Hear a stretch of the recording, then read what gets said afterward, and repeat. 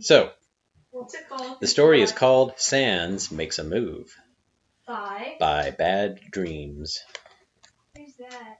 Well, it's an author who goes by the name of Bad Dreams. Wow. Wow. I know. Is it EEMs? Yes, it is. Aha. Here we go. Did they write Dreamer Reborn? No, they did not. The word dreams comes up probably a lot in various Undertale things. Anyway, Sans Makes a Move by Bad Dreams. Toriel Dreamer had been in her bedroom for nearly half an hour when a couple of knocks found their way to her door. A little voice followed behind them. "Mom, is everything okay in there?" She woke up completely at the spoken request and called back through the door. "Yes, my child. Mommy will be right out." A bout of panic ran into the boss monster. She had lost track of how long she had been sitting here, and now she had no choice but to leave her little hiding place. Toriel strolled to her bedroom door and opened it before an awaiting Asriel. He looked up to her grand stature and was taken aback with his eyes widening. "Wow, you look really nice." Toriel felt her face turning all kinds of red. Context time. Here they stood, 6 months after the prince was returned to the underground, and the queen... Does that literally say context time? It does. Context time. Here they stood, 6 months after the prince was returned to the underground, and the queen decided to re-enter the world beyond her home. 6 long and trying months of uncomfortable conversations, with feelings of guilt growing beneath everything. Existing became a bit of a difficult thing for Toriel, and was especially taxing on her dear son early on. It wasn't all bad, though. While the barrier was still in place, the plan to break it and start another war with humanity was ultimately put away. A less violent plan, utilizing what they already had, was also blooming alongside more progressive movements. Things were getting better. It was just slow going and very exhausting. So what happened? So Asriel Somehow Asriel came back? and Toriel decided to come back also. Yes, so Asriel appears to be back, And Frisk but they doesn't are exist not right out now. of the underground. That is? Frisk So does he just not came come back as Asriel. It says the prince was returned to the underground. So That's cool. you don't get any details about that. That's just the way it is. Does he still have Kara's soul? Probably not. I Think don't. He would look different? If they had I don't Kara's know soul, that. there would be 7 human souls. I mean, probably. just I don't know. looking ahead. I don't know that. All right, I'm going to do a quick search. Yeah. So Does the word Kara appear? there is no Kara. There is no Frisk in this story. Aha. So we have quite a unique situation going on here. He just came back. He just came back. Yeah. Okay. Somehow. Magic coming back Asriels are always good. Yeah. Especially when they're fuzzy. And logical. And not flowery. They are fuzzy. Not being alone made everything so much better, even if Toriel still wasn't used to it. Oh yeah, I guess I should point out this author. This is the author that has like many stuffed plush Azraels. Oh, great. So I think you'll find this author is a fan of the soft and cuddly Hey, Azraels. can I please see a picture of those Asriels? I still want to know what a stuffed Asriel looks like. I'll have to. I know he posted them once upon a time. Oh. I'll have to go see if I can find them again. Post it again in years. Maybe. Great. Not being alone made everything so much better, even if Toriel still wasn't used to it. It was still a surprise to wake up in the morning and see Asriel in his bed. His mother still wasn't convinced this was all terribly real. The surreal feeling sure wasn't going anywhere anytime soon. Again, it was going to be a long time before everything really calmed down in and outside of her. Luckily for her, she had her best friend, Sans. Sans had kept Toriel sane-ish, before she even knew his name, when he was nothing more than a voice behind a door that shared her affinity for, frankly, terrible jokes. Sans did more than make Toriel laugh in those dark times, and he was doing so much more for her now. To say that he basically grounded Toriel, undergrounded Toriel, was an understatement, not to be undermined by his hobby of pulling pranks on her. Please understand that Toriel loved it just as much as her friendship with him, and almost as much as her newly re-requited love for her son. Really, when it came to monsters she held near and so very dear to her, Toriel had Azrael and Toriel had Sans, nobody else. Okay, okay, that's not exactly true, but we'll get to that, okay? Anywho, one such thing that Anywho. Sans did Did for... it literally say anywho? It does. Great. Anywho, one such thing that Sans did for his friend was remind her that she was allowed to relax. What better way to enlighten her on that than to finally get her to agree to join him on one of his long breaks? For just a little while there would be no responsibilities or things to worry about. Just him, her, and his favorite place. Grillby's, of course. Oh, dear. And that brings us back to where we are now. Toriel had been affixed to a mirror in her bedroom, being very out of practice in working on her appearance for other people besides human children. She had thoroughly brushed herself smooth and fastened a neat little pendant of hers around her neck, and for tonight, Toriel would not be leaving her bedroom in her normal purple and whites, her robe, but instead she put on a pretty blue sweater with a long and comfortable white skirt, including a hole in the back for her tail to poke out and breathe. The queen... Tail breathe. Yeah, Great. I can picture that. sounds cute. Yeah. The queen was not going to be the one meeting Sans at the establishment, just Toriel. No official business or sidetracks. It was just going to be a night out. It was going to be fine, and she really needed this.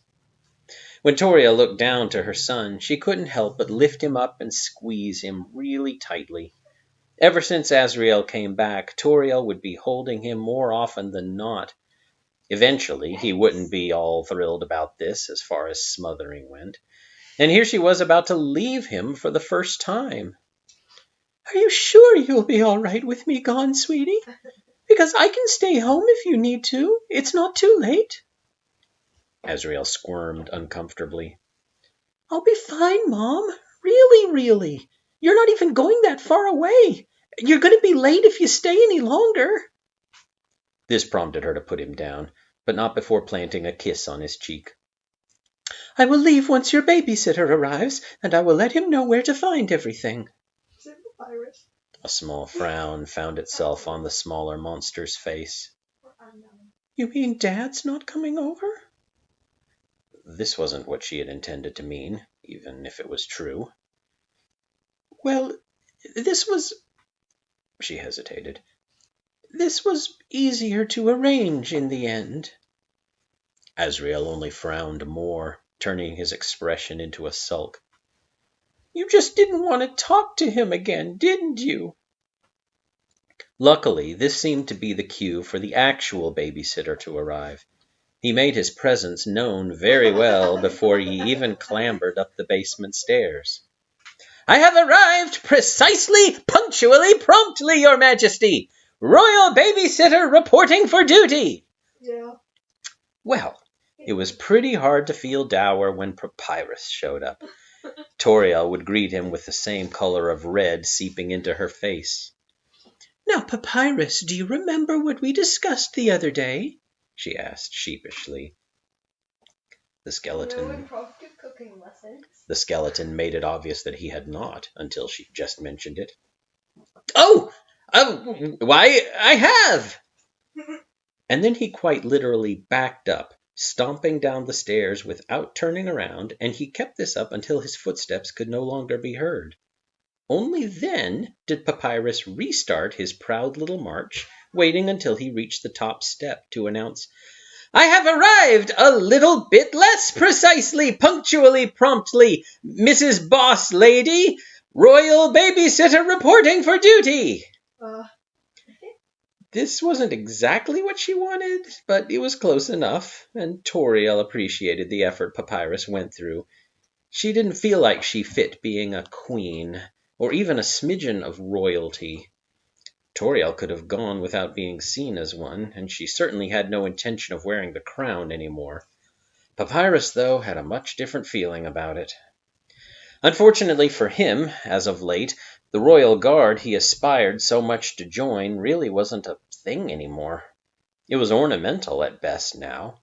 Instead of granting him a wish to be part of a defunct organization, Papyrus was offered a role that protected something perhaps just as valuable as the entire kingdom. Thus, the royal babysitter came to be. With his promotion, Papyrus was awarded a brand new bright purple cape for his valiant outfit. The delta rune on it was massive and bold like his intentions.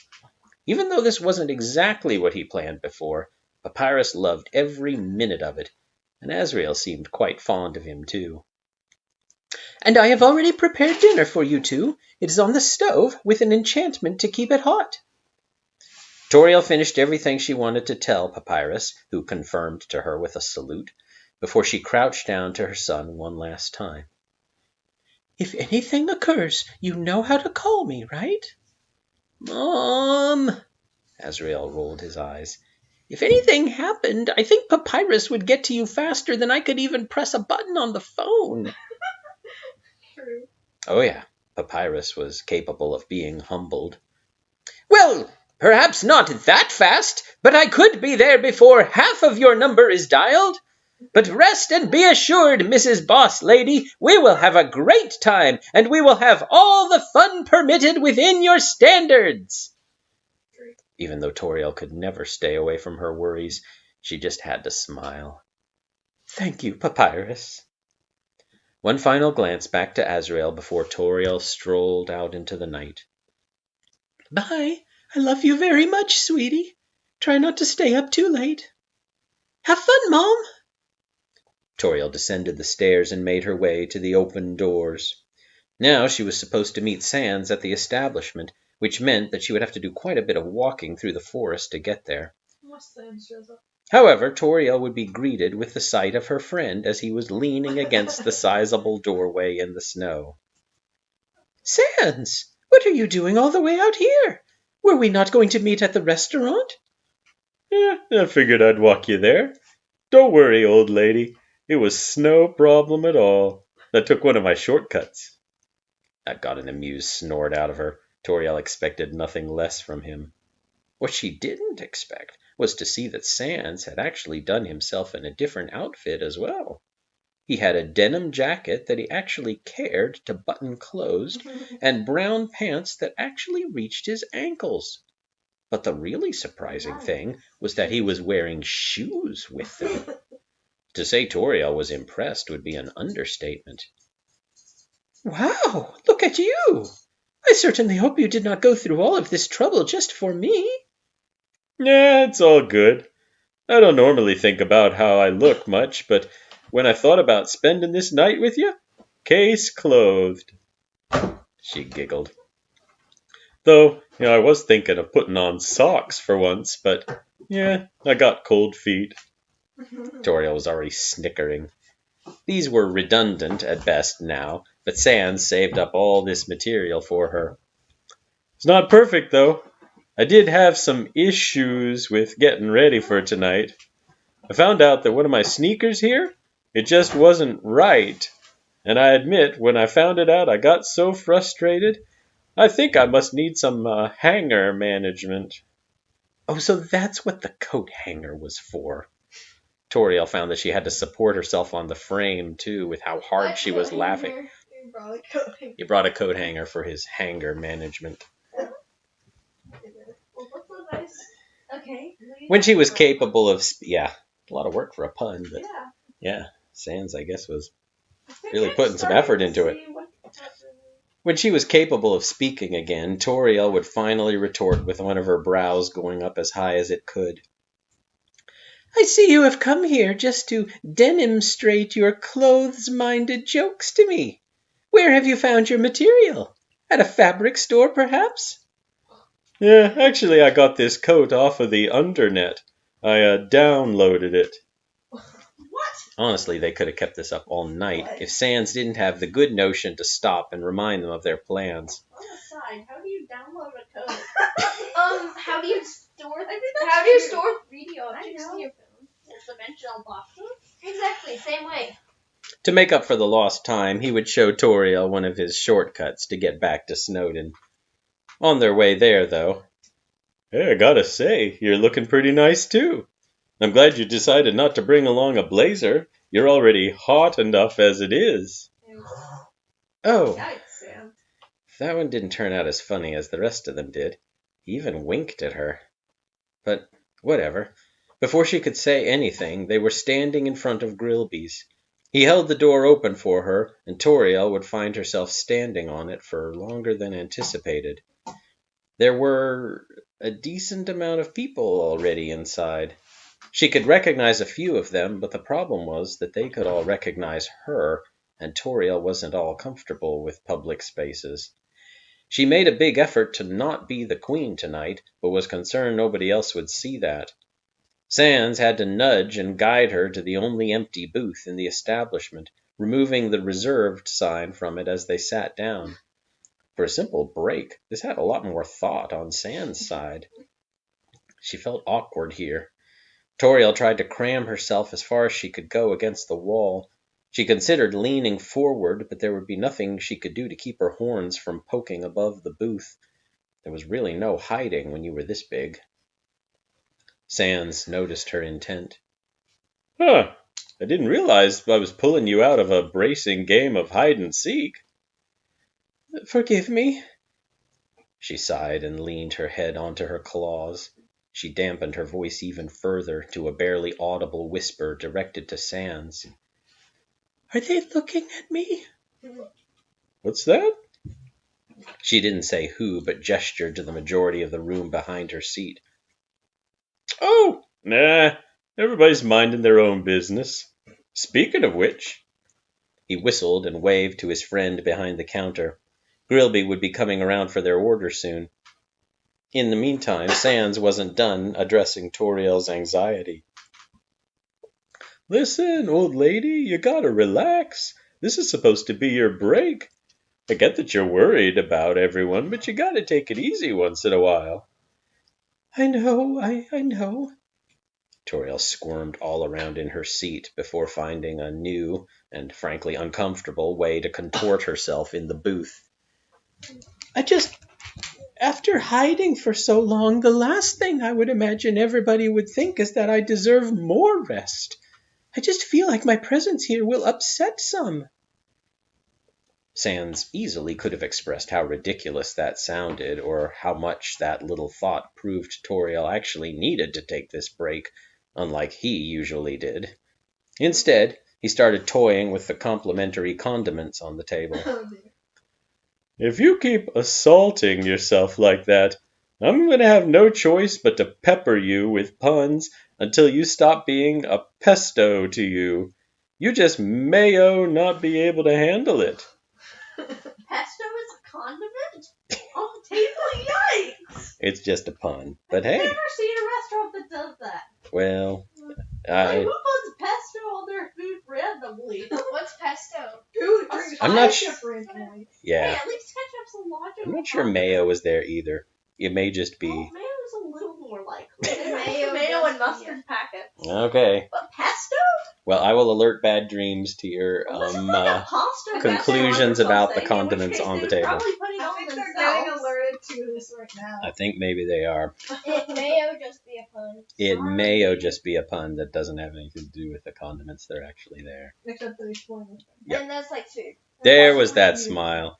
Toriel could never keep a dour or straight face when it came to bad jokes. Well, she said in an amused huff while reaching for one bottle on the table. At yeast I get to spend some time with a friend that I relish. Yeah, these are just puns. They shared a modest chuckle with each other. Yeah, I haven't heard that one before. Is that an oregano one? Toriel giggled some more. The pressing doubt she came in was no longer present. Thank you, Sans. I really do not know what I would do without you. She looked at her friend warmly into his eyes, and he gazed into hers. They would both feel a strange, warm sensation that lingered even as they questioned it. Now there was only one thing that could mean. It meant that Grilby was ready to take their order. He was standing right by the booth, holding a notepad of fire-resistant paper. That's an unusual paper. Good timing. Things were just about to get interesting. He glanced at Toriel and winked at her before derailing the subject again. All right, now check this out. This is cool. Do it, Grills.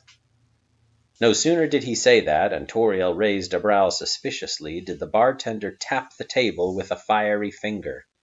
No sooner did that happen, did the flames spread through the table in an instant. Oh my! Toriel lurched backward in her seat. She was about to do something when Sans piped up. Cool your jets there, Tori. It's all good. Look at this.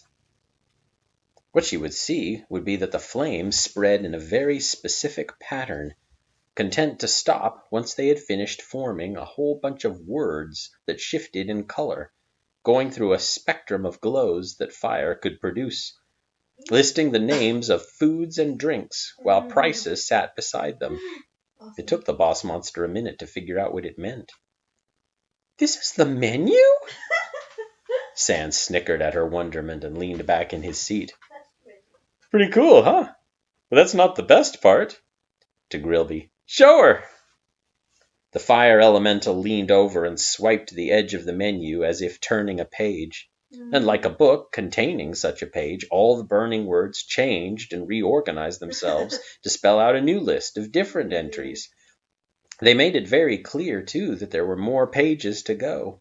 Grilby wouldn't stop progressing until all the flames turned a bright green color. This is the new healthy choices menu. Everything here is loaded with greens. Sans gestured to the top of the menu, which rotated itself depending on who was looking at it. Why does it do that?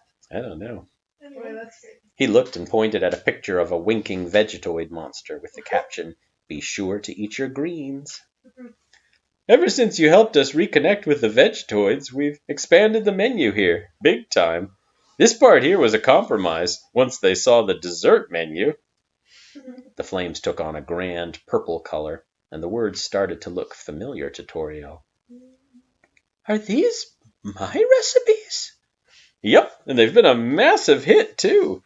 You got monsters coming in here and skipping straight to the pies. All thanks to you. Me! Toriel perked up and said that as if she didn't share her recipes with everyone. Yep.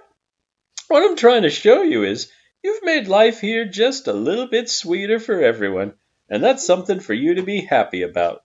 Am I right? Sans again turned his head to the fire monster standing beside them for affirmation. Grilby would just nod respectfully.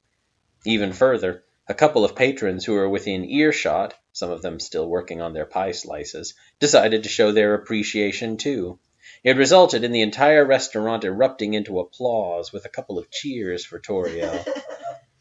She tried to hide. She tried to cover up the red on her face with her equally red ears.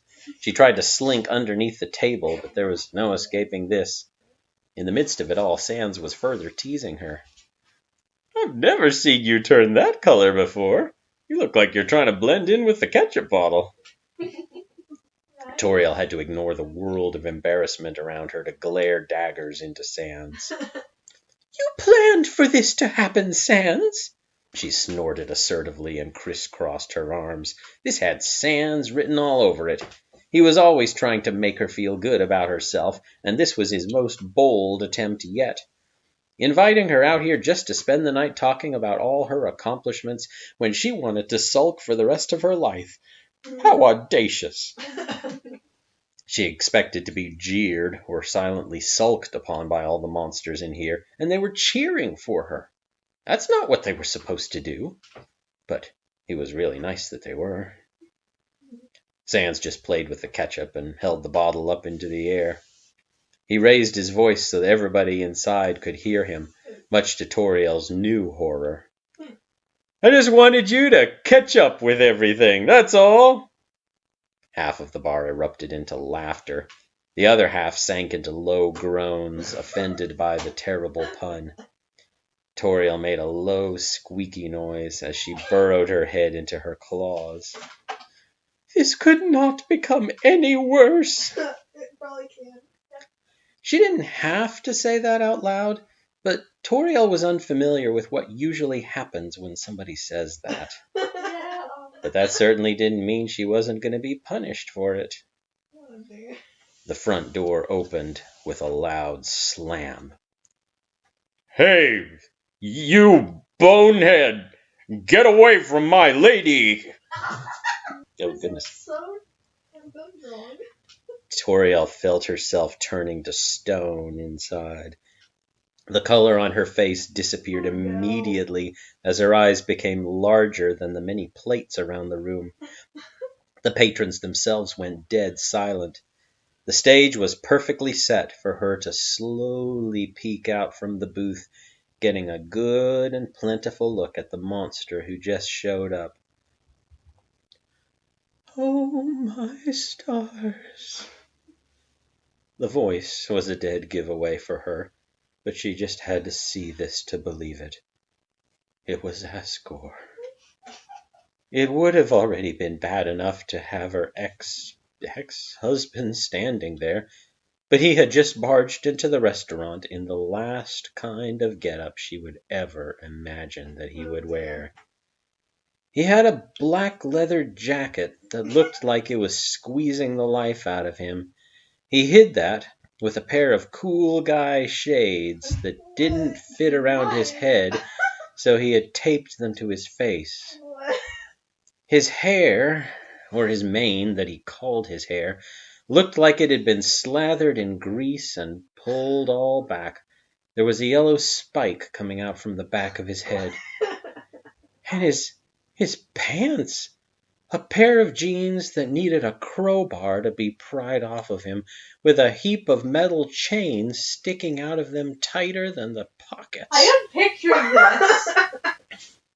Saying that Asgore looked absolutely, unquestionably ridiculous would be so far from the truth that it would be simply wrong.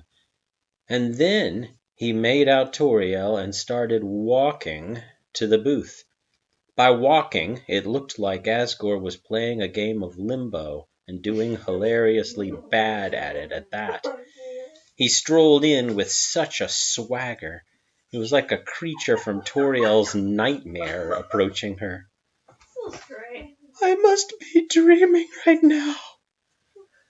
She questioned if she would be able to get up and dive out the window, just like Papyrus had shown her. The temptation to do so grew with every second.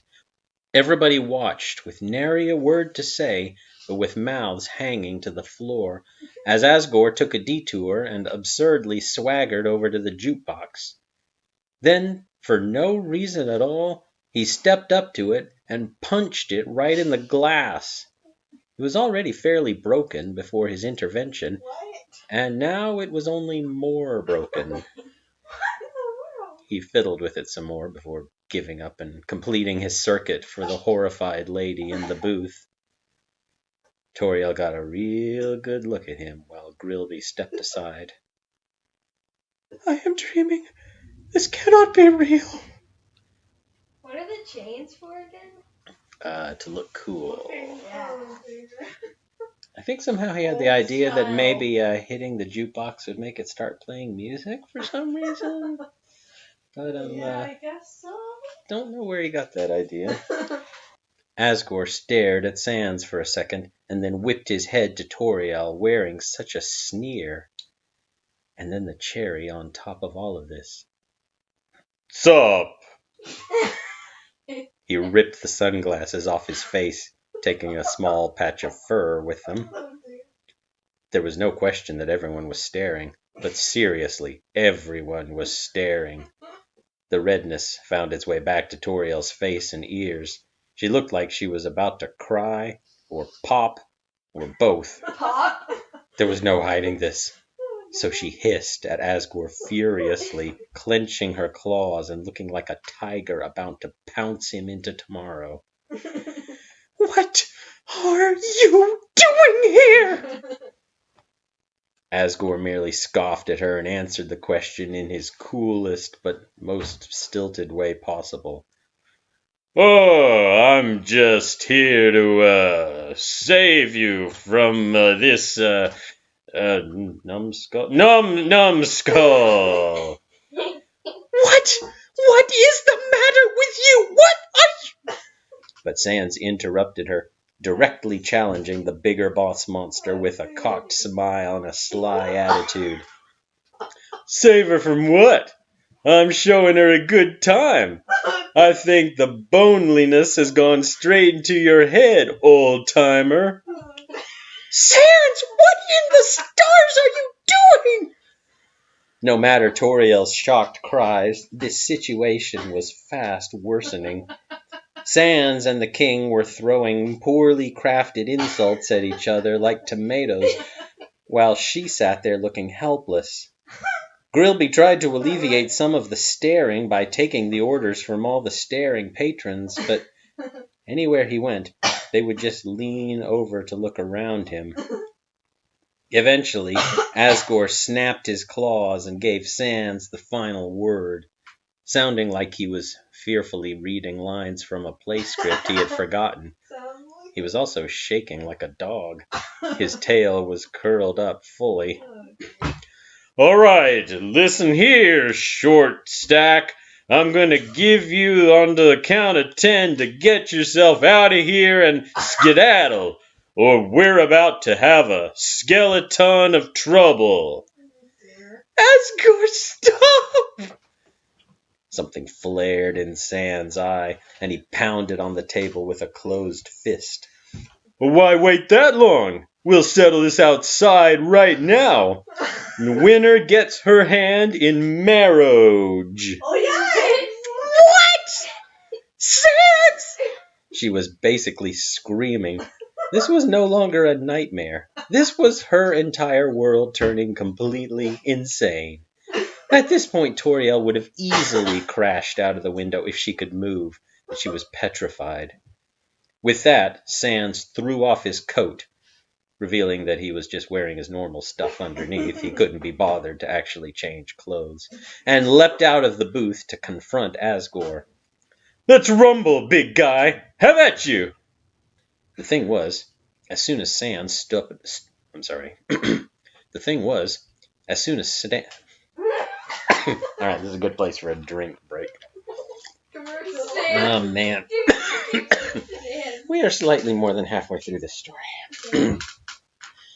And would you like to stop here? No. We could. No, This is quite a story. This is like straight out of an old movie or something. This is definitely not set up at all. No.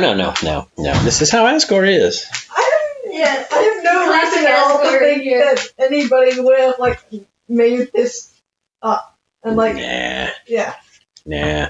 No, I'm pretty sure this is the way Asgore normally acts when he's upset. Yeah. And Sans fighting for Toriel's hand in marriage, that's totally what he would do too. Yeah. Yeah.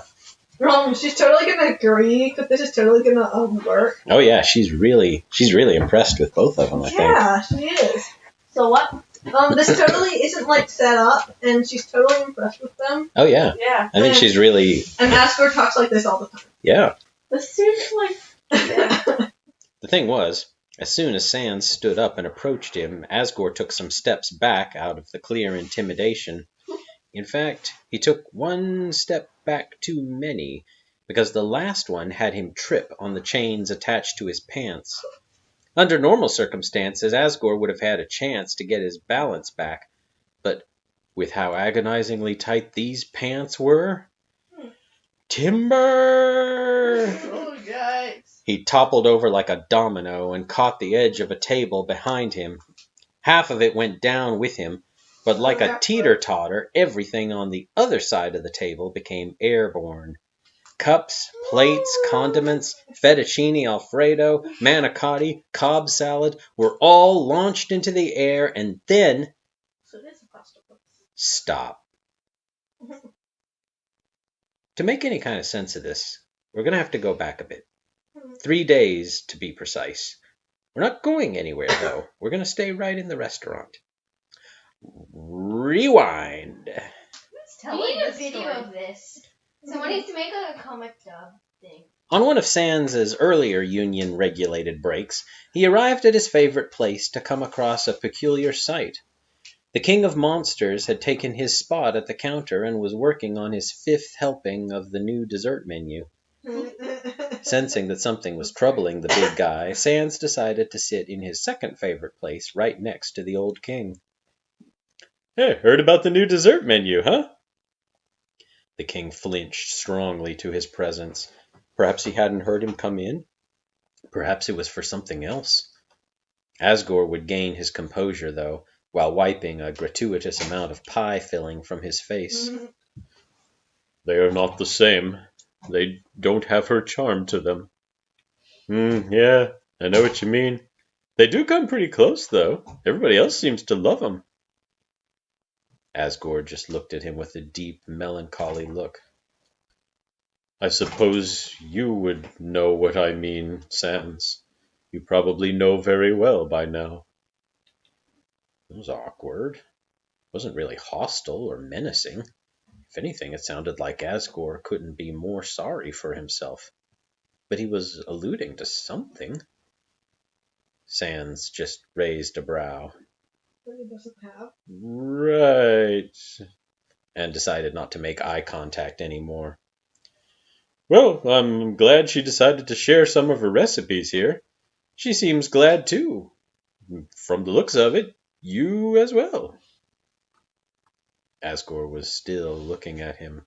Sans tried to think of something to say, or just resist the overwhelming urge to check and just look into that staring face again. But Asgore decided to advance the level of awkwardness to 2.5 Asgores. That's 2.5 ALAs on the awkwardness scale for you. So, how long have you been dating her? What? If Sans actually had any ketchup in his mouth, he would have spit it all out. He almost sounded surprised, though. Dating her? Yes, my ex-wife.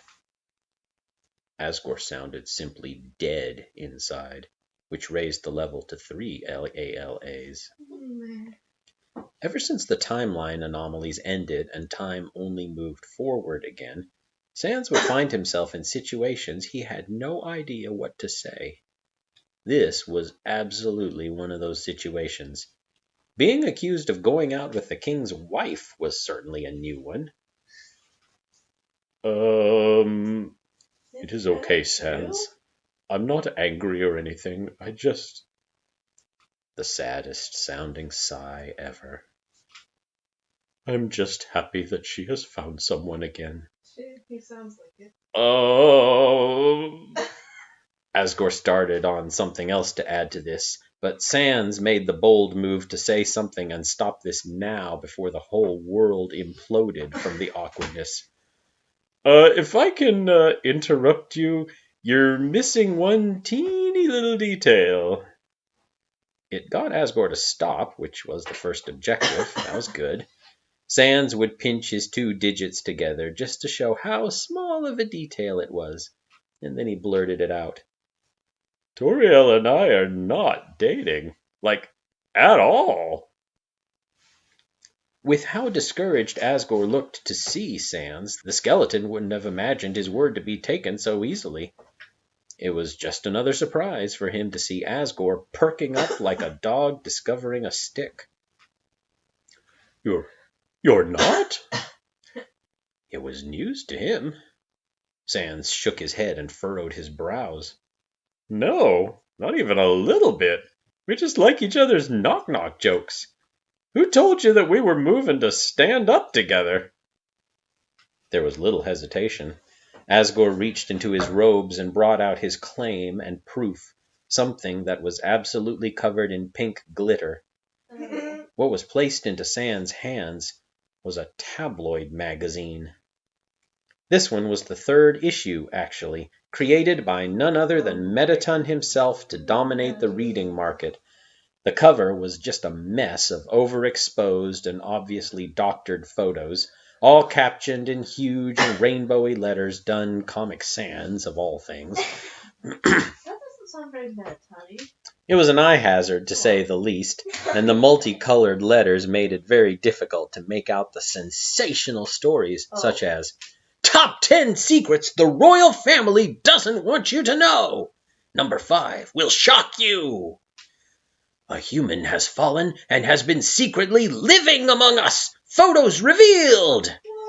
What? Small children across the underground shanghaied into the royal family. How many children will the dreamers adopt? What in the world? This is a mix of This public sounds like magazine tabloid this sounds things like and the title of a YouTube video. no, Exactly. This does sound like a cheap magazine, but it also Madison is failing at truth. Exactly. it also I can anyway. Sans' favorite one was dead smack in the middle of the cover. Queen Toriel is dating someone? Scandalous! And depicted beneath it was a badly edited picture of Asgore crying comedically, while Toriel and a mysterious censored monster were kissing in front of him. The issue was that the censor bar only covered Sans' head and made it obvious that it was him in the picture, unless some other monster shared his stature and fashion choices. Sans scoffed amusedly at it. Oh no, my iconic slippers have betrayed me yet again. Well, this was actually funny. Sans just had to give Asgore a different kind of funny look before once again raising a brow that he didn't have. Really now? What?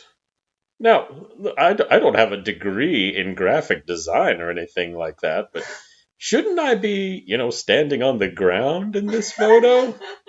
And not taking a chunk of my house with me from where I was cut and pasted? You can actually see my brother's foot just behind my head. Now Asgore was getting it. He started to slump over, feeling quite silly about himself. Sans tried to perk him back up, though. It's a good picture, though. Don't get me wrong. He pushed the questionable news source, now with 20% less boring facts, away, and made an effort to sound more sincere. It was a thing that he was working on, so people would trust him when he meant his words. She misses you too, you know. That was something Asgore had a little trouble believing. Is that so? Being that it sounded way too skeptical not to be rhetorical. I'm serious, Sans said. And I'm Asgore. Nice to meet you. But there's no hope I'll ever get her back. If anything, I think she would prefer if I fell down. Oh, I just realized that I'm serious. That was the most depressing dad joke ever. Sans wasn't going to let Asgore keep this up, though. He remembered that he could raise his voice just a little bit to add more assertion to what he wanted to say. The best part was he didn't even snicker at the joke, because this was more important. No, I mean that she misses you just as much as you miss her. The big fuzzy lump was still convinced that this was some kind of joke. He actually put some agitation in that frown before looking Sans in the eyes. And what makes you so sure about this? There was a touch of hesitation before he changed his tone a bit. Has she discussed this with you? A little hopeful sounding, if not pragmatic and doubtful. Sorry, old man. No, I'm afraid I don't have any credible sources to back me up. You'll just have to take my word on this. I can pick up on things on people. It's one of my talents. The longer I know you, the more I can figure out just by looking at you. He gave Asgore a kind little wink. Now, I've known Toriel for a while now, and one of the biggest things I can tell about her is that she's hurting. You wouldn't think so just meeting her and telling your worst jokes, but in light of everything that's happened, she didn't just lose her kids. She lost you as well. Her son is back, but to her, the big goof that she loved still hasn't come back. Asgore went a little indignant. But I have tried to come back into her life, and she pushes me away. She simply does not want me back. He was met with a stern look. She doesn't want you because you're not the same person she fell in love with. To her, you're somebody she doesn't even know, a stranger. She doesn't want to try again with you. She wants her husband back. And that's why I could never even think about dating her. Besides, she's one of my best friends. I wouldn't want to change that. Sans rolled his eyes. Something else floated to the surface. That, and I just don't have it in me to be in a relationship. I'm much more comfortable being able to step out and take breaks whenever I want. If anything, getting you two back together again would be good for all of us.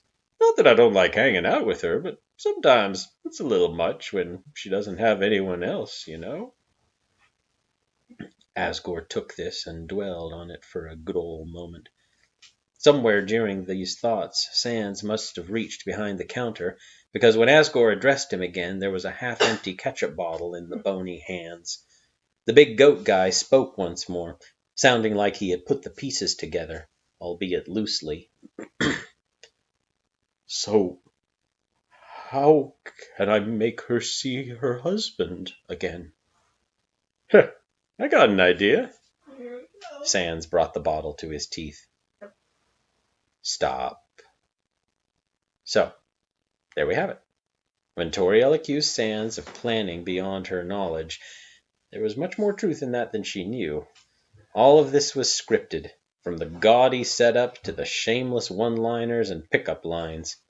The jacket was borrowed from Asgore's adopted daughter. Now, Wait, what? The- He does have friends up to two? I guess. Is it like a human? Yeah. I'm assuming. Probably. So it's actually like true. Now, she did offer an eye patch to complete the tough guy look, but the chain pants were quite enough. The idea for all of this was found on the cover for a VHS tape in the dump. Happy Days, Season 2. Oh. There was a Did you not guy. get that? Oh, I didn't realize that's why. There was a guy wearing a leather jacket, oozing suave charm and surrounded by ladies. It was a no-brainer.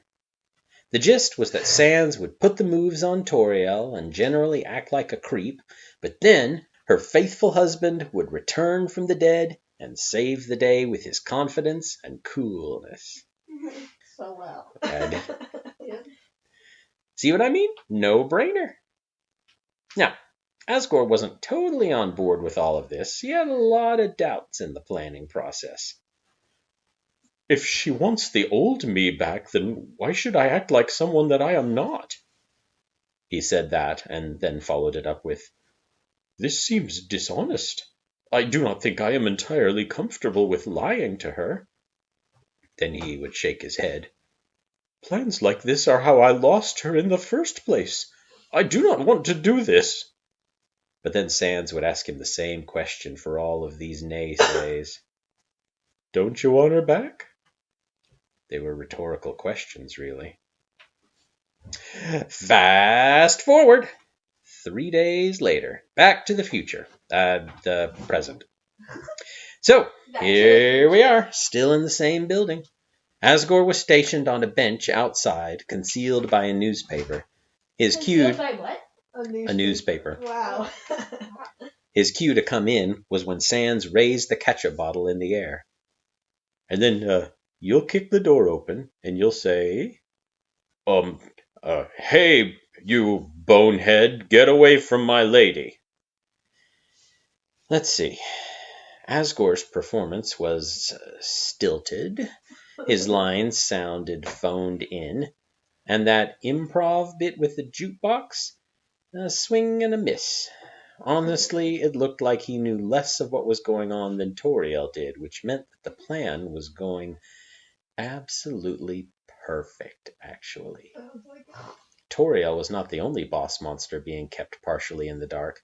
See, Sans' plans with her was just part of his plan with Asgore. But that plan was just part of his plan to get them back together by coming up with a plan that was doomed from the start. There was no way Asgore would accomplish anything but look like a huge, fuzzy dork. And that was the plan. He wouldn't plan on that being the true face behind the plan Sans planned with him. All in all, Sans was running 3 plans simultaneously. Makes sense. And that was 5 more plans beyond his planned capacity to plan. You Anywho, do -2 plans. Apparently so. That's His his plan capacity. capacity to plan. Mm-hmm. Sans can't plan. Anywho, this was all going according to How do you plan. spell anywho? Like WHO? Yep, ANYWHO I thought in all bold. Yeah. Anywho, this was all going Like according to HOO. plan, according to Sans, right up until Asgore tripped on his own jeans. Everything on that table behind him turned into ballistic projectiles before they all became part of Toriel's attire. yeah. Everything landed on her with a direct hit, adding a lovely splat to the end of the loud crash that Asgore made. The entire room collectively gasped. The sound of a record being scratched ended the music coming from aloft. Asgore made a face denoting true terror, and So he was trying to stop it. yeah, That's why. Asgore made a face denoting true terror, and Sans? Both of his eyes shrank. Asgore, naturally, completely broke character and leapt to his feet, gibbering a storm of frantic apologies. He ran to get some napkins and towels, not knowing that Grilby had seen the accident while serving table 4 and was on his way with the same idea in mind. It resulted in the boss monster tackling the fire elemental to the ground, sending all of table 4's orders flying into the air, and ultimately replenishing the food that Toriel had just wiped off her face. This is going so well. This is gonna work. Yeah. Asgore didn't even notice that part, and desperately scrambled to get off Grilby. His size and lack of coordination caused him to uproot another table and send 4 helpings of nachos and fries Toriel's way. Pies. And then finally, all of the rapid movement and stress proved too much for Asgore's already ailing undersized jeans. He bent over to try to help Grilby up, and boom! The pants exploded like an overinflated tire. Bits of denim and chain shot everywhere like shrapnel, and the button was a wild bullet ricocheting everywhere. At the end of its trajectory, the ballistic button took out the base of a ceiling fan going at full speed. The spinning debris fell straight down and batted a bowl of noodles into you-know-who's face. What? In the end, when the excitement finally calmed down, Toriel was wearing just about everything edible in the room. Asgore stood in the center of the destruction, a scared-looking puppy wearing pink polka-dot shorts. All of the patrons had left while they still could. Some of them were anxiously peering through the front window. Grilby was among them, hiding behind one dog-like monster. And Sans? He hadn't moved from his spot beside Toriel, but miraculously he was spotless. His eyes had gone out completely, though. He should have vanished, but he was petrified. This was supposed to go wrong, but not this wrong. How could this disaster of a plan turn into an actual disaster? No, this was a cataclysm. But the worst part was yet to come, and Sans would manage to bump himself out of the destroyed room and out of the blast zone. Asgore was in a permanent stupor, still not comprehending what he had just done. Not fully. Not until he flopped to his knees and spilled the beans. Okay, yes, he had already spilled the beans on Toriel. She had baked beans under her ears to go with the chili that was on top of her head. Asgore blubbered everything he knew to the motionless golem of food sitting in front of him. He may have been more sorry than he ever knew he could be, but that was going to pale in comparison to how sorry he was about to be. The pile of food started to rumble. Asgore could see 2 searing red suns glowing through the spaghetti and guacamole face mask. He could have run, which would have been way easier to do now that he wasn't being constricted by those pants. But Asgore just stayed on his knees and closed his eyes. He accepted his fate. He could hear the sound of food slipping and hitting the floor as his doom slowly stood up from the booth. And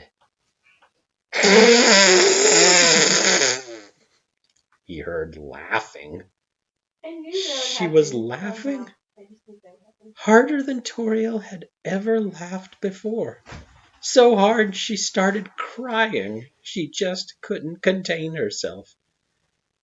Asgore hesitantly opened his eyes just to see the tears rolling down the parts of her face that he could still see. Toriel was laughing so hard that she had to sit down onto a mustard bottle that fell over. It made an appropriate sound, which only made the laughing worse. Wait, how did it do that? Was it open? I guess.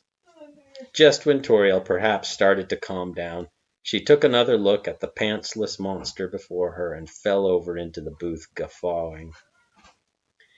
In the end, there was no denying for her.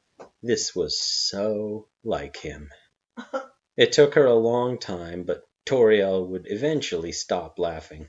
It was either that or pass out.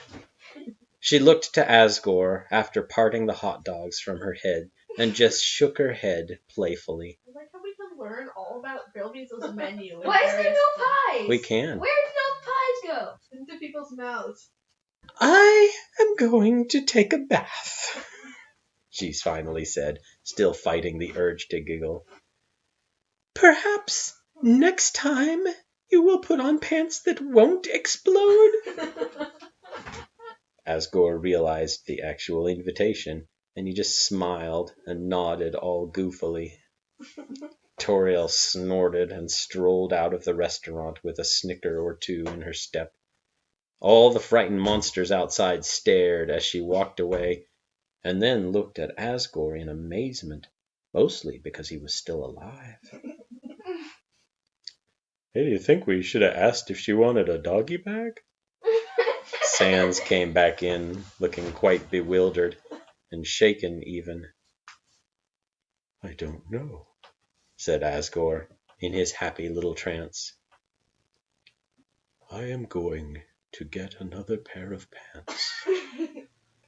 Asgore went to leave the building as well, but Grilby blocked his way, a broom in his outstretched flame.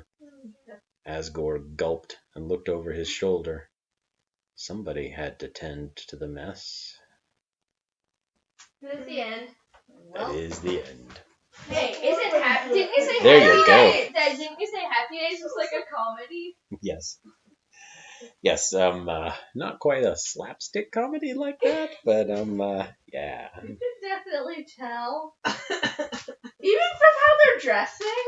Toriel's just like wearing a skirt and a blouse, and Sans is wearing a denim jacket and long pants, and Well, I mean, Toriel wasn't necessarily dressed up like the 50s, but no, but she was wearing a skirt and a it was just her anything. casual clothes. No, but still, it still seems like it. Asriel Still seems like it wonder fits. what's going Yeah, on. maybe it I does. was just gonna be like, Asriel seems young. Azrael is in for a bit of a surprise. And Papyrus will try to help. Yes, it's going to be Right. quite I a... want to see bathroom. more of the Metatime magazine. This is like great. Or If if they're it is the bathroom badly, in like saying like, yeah, shouldn't I have not taken part in my house? Yep, poor photoshopping. Oh, wow. That's like really, really terrible. Asgore just like punches the jukebox. It's not quite how What are Fonzie you does trying it. to do? What? Well, Aren't you supposed to? in like, Happy Days, no, he would come up and he would tap it with his he fist, just, like, and it would magically start playing music. I think he's trying to Asgore stop accidentally it in kind of his face. pushed his whole paw through the jukebox, and that didn't work so well. He must have watched the tape. I guess they did watch the tape. Well, I hope there were some good episodes on there. Well, there you go. A terrible plan that was intentionally terrible, but not meant to be quite that terrible. That was a thing. Yep. Great. Yep, that worked. Yeah. Wow. That yeah. I guess it worked.